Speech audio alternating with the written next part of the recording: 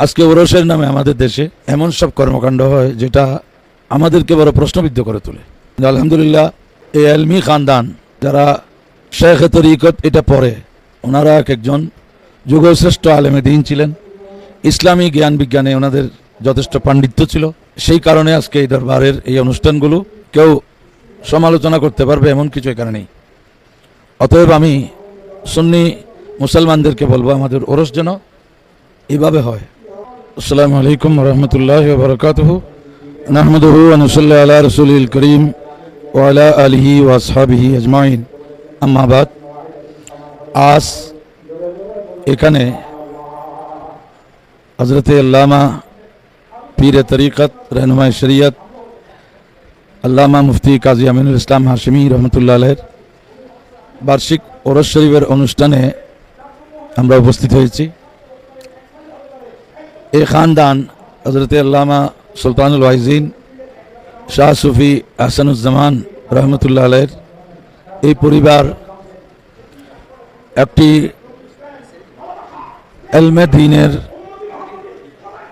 দ্বীনি এলমের এক ভান্ডার, যার বড় ছেলে হুজুর ইমাম আহলে সুন্নাত আল্লামা কিবলা হাশিমি রহমতুল্লাহ আলাইহি এবং ছোট হুজুর হযরত আল্লামা মুফতি কাজী আমিনুল ইসলাম হাশিমি রহমতুল্লাহ আলাইহি। উনি আজীবন শরীয়ত তরিকত আহলে সুন্নাত ওয়াল জামাতের আকীদা আদর্শের বাস্তবায়নে নিরলসভাবে ভূমিকা রেখেছেন।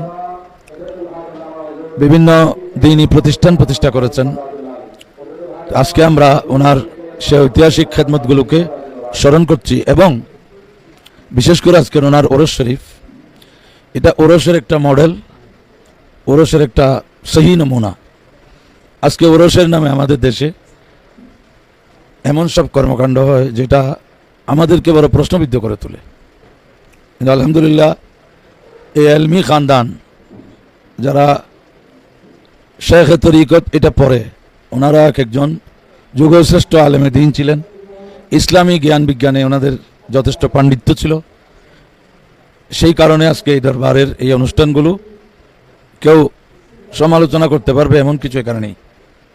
অতএব আমি সুন্নি মুসলমানদেরকে বলবো, আমাদের ওরস যেন এভাবে হয়, যাতে আমরা সমালোচনার সম্মুখীন হতে না হয়। এবং উনি ওনার যোগ্য উত্তরসূরি রেখে গেছেন, যারা ওনার মিশনকে আরও বেশি বিস্তৃতি দান করছেন, বেগবান করছেন।